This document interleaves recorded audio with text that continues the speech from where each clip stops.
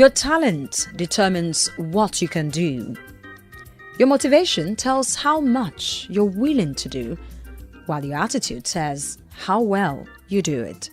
Hence, I urge you to have the right attitude to life. Welcome to Moving On, our general interest magazine, reaching you from Voice of Nigeria. Here, we keep you abreast of issues in Nigeria, Africa, and the rest of the globe. And today, as Nigeria joins the celebration to mark the World's Diabetes Day, we'll have an update on the risk factors associated with diabetes and what needs to be done to stay healthy. All these and more are spiced with songs by Nigeria's finest singers for your pleasure. I urge you to stay tuned. I'm OLAJUMOKE FALAYE.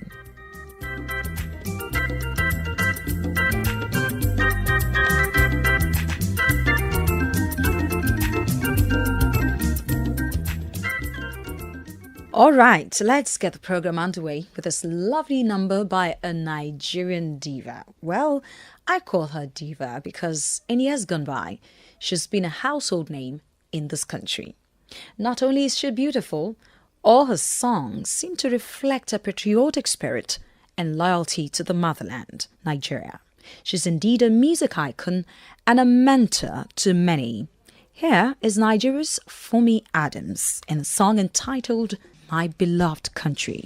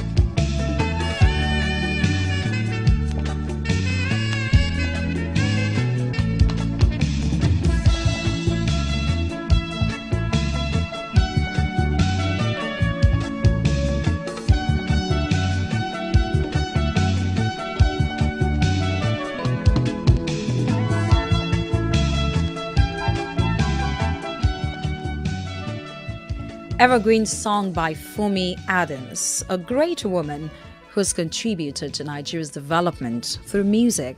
And in that piece, she sings of the giant called Nigeria. That, for me, is patriotism to one's nation, pure and simple. Because as individuals, the first step towards developing our skills and talent as an individual is acknowledgement of the greatness of the land we dwell in or we come from, which translates to development of the country and then development in every area of life, be it in infrastructure, social, health, education, and even economic. It might interest you to know that one of these efforts, which is geared towards ensuring continual growth and development in Nigeria, is towards its economy and the establishment of the annual Lagos International Trade Fair, which is organized by the Lagos Chamber of Commerce and Industry, LCCI. The Lagos International Trade Fair now is the largest and best organized trade fair in the West African sub-region. Can you believe that? And it usually has over 100,000 business visitors over a 10-day period. The theme for this year's edition, which ended over the weekend, is positioning the Nigerian economy for diversification and sustainable growth. Now, Victoria Onofo-Badino is a member, Trade Promotions Board, Lagos Chamber of Commerce and Industry. She speaks on the success of this year's edition. The fair this year is better than last year because this year we have more foreign participants that participated more than last year. We have states that participated more than last year. Even the recession did not even stop us. People still believe that they can showcase their product and they can sell their product during the fair. Nigeria has concentrated on only oil. And we need to move from oil to export. Instead of importing goods to Nigeria, we want to export our products to the foreign country so that our naira can have weight.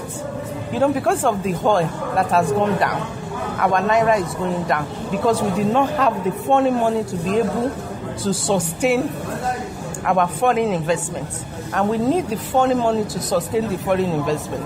So when we now start exporting our product, it will increase our inflow to Nigeria. And based on that, our economy will be better. With the recession, people were unable to move their products. With this trade fair that we're doing, we're expecting people that they will move and increase their sales from where they are from January to this moment. From now till December, they can see the change that because they participate in this year fair, their product is moving out. We did competition for the secondary school on the topic of this our diversification. We did a test for them so that they can have taste of the fair. Our fair is not only to sell products. Our fair is to encourage the younger ones as well. So what we did was we have a competition. We had 50 schools that participated in the competition. And then we have one school that won the prize. That is a new thing that we have done for the fair. Victoria Onofo-Badino, Member Trade Promotions Board, Lagos Chamber of Commerce and Industry, LCCI, speaking with Voice of Nigeria's Seun Ogundipe on the success of the 30th edition of the Lagos International Trade Fair. And you'd agree with me that the Lagos International Trade Fair has become an avenue for individuals from different spheres of life to come together, showcase their goods and services, as well as shop, network, and generally have fun. You would agree also that this is not just the only way people come together and unite in this part of the world. So many things now bring people together, one of which is sport. It has become a uniting force for people from different parts of the world. Football is one major part of sport, which is really garnering this unification. Over the weekend, the Super Eagles of Nigeria continued their winning streak in the ongoing 2018 World Cup qualifying matches by defeating the visiting Desert Foxes of Algeria 3-1 at the Godswill Akpabio International Stadium in Uyo, Akwa Ibom State, South Nigeria. Well, this victory against the Algerian team ensured the Super Eagles maintained the top spot on the Group B log. The excitement of Nigerians over this triumph knew no bounds, and we can still feel it here. And hence, my producer took to the street of Lagos to get the views of residents on this win. The young boys are doing well. They play with one heart, they work together to make Russia 2018. According to the way they play, I'm sure that they will qualify to the World Cup. The match was okay, and I think Nigerian players should not relax on the fact that they won the match and they should try their best in the next match. I just have the belief that they can do it, but they have to work, as in to apply more efforts. We have see changes about the new coach they just bring to Nigeria. So I wish them good luck. Super Eagles play very well. At least back-to-back winning in their group, and they are topping their group again. So that's a good development. These are amazing results. We all know that Nigeria is a strong team and they have talented players that can hold the Super Eagles. But what I see in that match was that Nigeria came out with full force and determination to win that match. The match was very interesting and I was proud of Nigerian players. And I pray that they will win the next match. Well, a cross-section of resident Lagos State, Southwest Nigeria, giving their opinions on the recent victory of the Nigerian national team. And it's heartwarming to know that just as Nigerians are blazing the trail in football, they are also not lagging behind in the music industry. At this point, Nigeria's David Adeleke, popularly known as Davido, is one great talent who's carved a niche for himself in the music industry. Well, here is one of his numerous songs entitled Owoni Koko.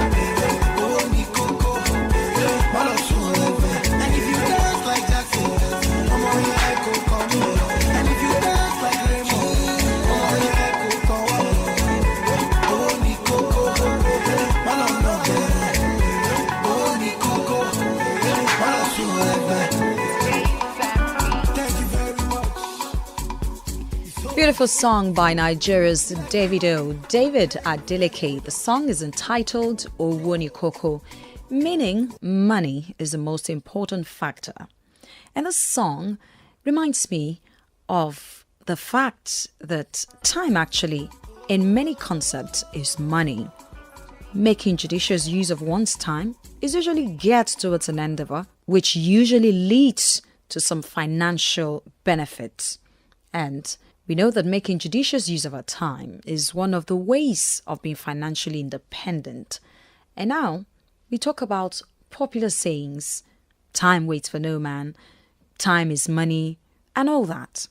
So I urge you to make hay while the sun shines. Another popular saying to tell you that do what you need to do now to get where you want to be. Because being financially independent takes a lot of discipline as an individual, even for a nation.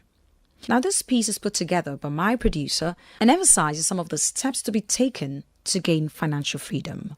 At a certain point in my professional life, I was fortunate to be exposed to observe and study the habits of the rich people. I'm not talking of those who became rich overnight, but those who had been rich all their lives and whose money-making effort was so constant that they had become oblivious to it. I recall eavesdropping on the conversation of a wealthy woman about whether to attend a particular wedding. The conversation centered on the fact that she had attended 3 other functions that month and was in danger of exceeding her budget due to the need to buy a new outfit. Finally, she resolved to attend but stated firmly, "No other treat for me for a while. I can't afford it." For me, that was a revelation that a rich person could have a budget and deny herself of anything at all. Creating a budget plan can be one of the hardest tasks to start because it requires information that most people do not have. That information relates to what we actually spend our money on, in specific terms, down to the last penny. Budgeting requires serious discipline. Create a spreadsheet, and for at least 1 month, write down everything you spend to serve as a guiding step into the coming month. You may need to create broad categories such as food, clothing, transport, hair and cosmetics, rent, utilities, mobile phone maintenance, debt repayment, family expenses, entertainment, and finally, savings. A practical budgeting that has worked for most rich and disciplined people is the 50-30-20 concept, which one can adapt. This is based on 50% of one's income on needs, 30% on wants, and 20% on savings or investing. Needs are essential non-negotiable items that one must have. These include housing, transportation, food, school fees, and clothes that one really needs. These are priority items which must be paid for at any level of income. Wants, on the other hand, is the amount of one's income that one can spend on whatever one wishes or desires. Wants could include mobile phone costs, cable television costs, clothes beyond basics, weekend treats and holiday visits, hair and beauty treatment, and so on. The last phase of budgeting is the 20% savings. This phase is as important as the first phase, which is spent on needs. In an ideal budgeting, 20% of one's income is recommended to be set aside for long-term savings or investment. It is the only way of building long-term wealth. Budgeting is a sure way to financial freedom. It's never too late to start. Financial Freedom, written by my producer and presented by Voice of Nigeria's Faustina Ayalogo there. And I make bold to say that budgeting is a sure way to financial freedom. It has worked for me and still working for me. And for you, never too late to start. Now, in case you're just tuning in, the program is Moving On, our general interest magazine, to keep you informed of happenings in Nigeria, Africa, and the rest of the world. And so far, we've highlighted steps to be taken to gain financial freedom, especially at this time when Nigeria is economically challenged. Not to worry, though. We're recovering as a nation because individually and collectively, we are targeting bringing an end to this economic crisis and, of course, ensuring stability. We are taking so many steps. We are cutting down our expenses, what we do, where we go, and we have even gone as far as what we eat, which is really paying off. And you know what they say, if you chase your dreams, if you don't catch it, at least you lose weight. Very funny saying, but in fact quite insightful towards what it is to have an acceptable and healthy weight. It's all about having the right feeding habits and living a healthy life. And of course, eating healthy meals as well. not eating healthy meals now could lead to being overweight or even obesity. And this is a serious threat to the human. Medical experts warn that being overweight, being inactive and eating the wrong foods contributes to the risk of developing type 2 diabetes. And this is such a serious health condition that the World Health Organization, WHO, and the International Diabetes Federation has taken into consideration and thereby set aside November 14 every year as World Diabetes Day. This is with a view to raising awareness about the disease. Now, the theme for this year's celebration is Eye on Diabetes. Dr. Bamide Leone, an endocrinologist, speaks on the risks posed by diabetes. Diabetes is a leading cause of blindness, the leading cause of stroke, heart attack, the leading cause of kidney failure, non-traumatic foot amputations. About 2 in 3 people suffering from diabetes would die from a cardiovascular related event. That's from a stroke or from a heart attack or from an amputation. Go to our public hospitals and see the number of people suffering that have had amputations from diabetes. By the time they are having amputations, there's already kidney involvement because it's a multi-system thing. What are the risk factors? Having a positive family history, either a father or a mother or a brother or sister or an uncle or auntie or grandparent with diabetes automatically increases your risk for diabetes. So that's family history. 2, obesity. In a culture and environment like ours where we accept excessive weight as a form of beauty, obesity is a risk factor. Sedentary lifestyle. In those days, our parents would eat and then go to the farm and clean their compounds. Now, everything is fast, ready to eat food. You don't need to wash your clothes, the washing machines. You don't need to go to the farm. Everything has been done neatly for you.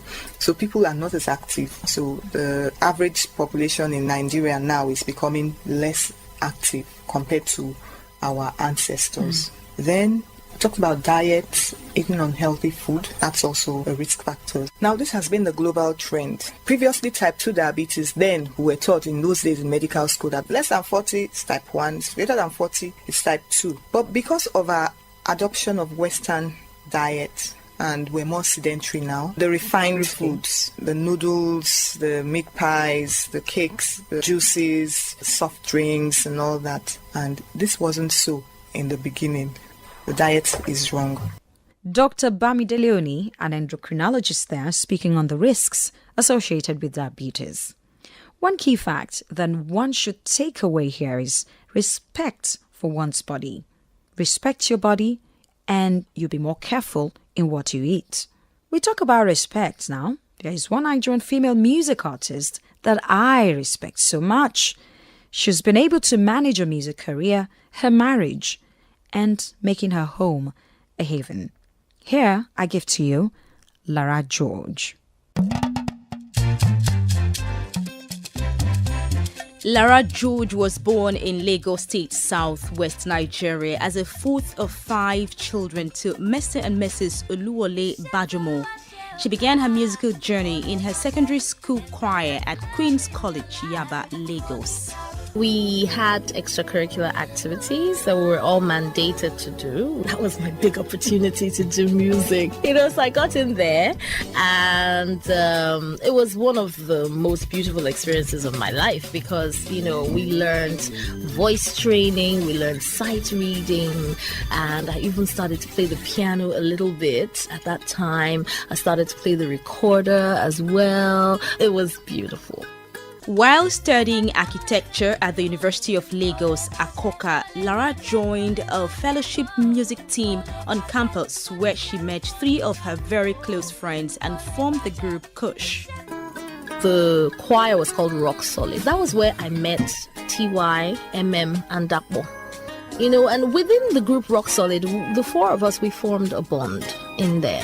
So after TY graduated, we decided to start a group together. And that was how Kush was birthed. The group, however, eventually split, and 2 years later, Lara relaunched her music career with a solo debut album titled Forever in My Heart.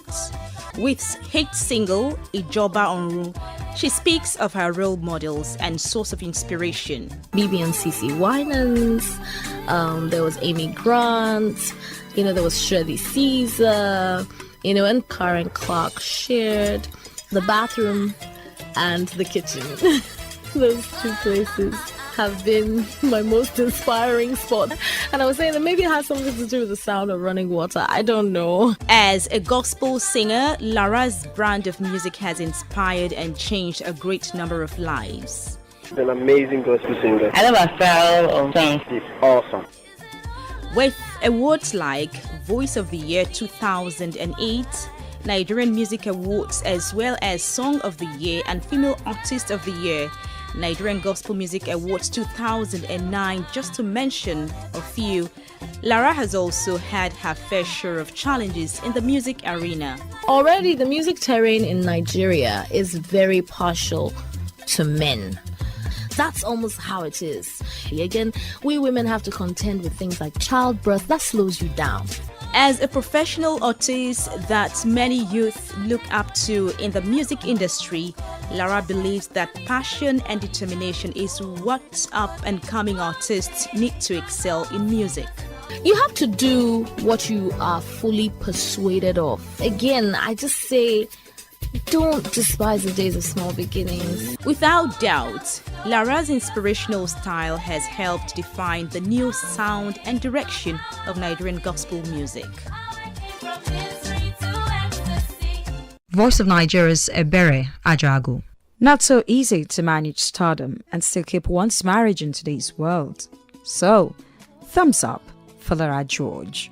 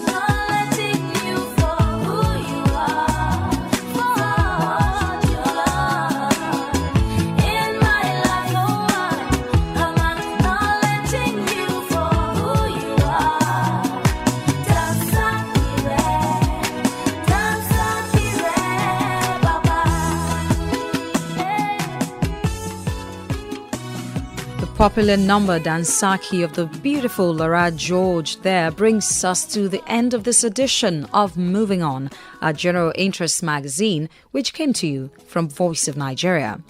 Production was by TEMITOPE ADESOPE and TEMITOPE Ubisheson, man the audio console. I'm OLAJUMOKE, FALAYE.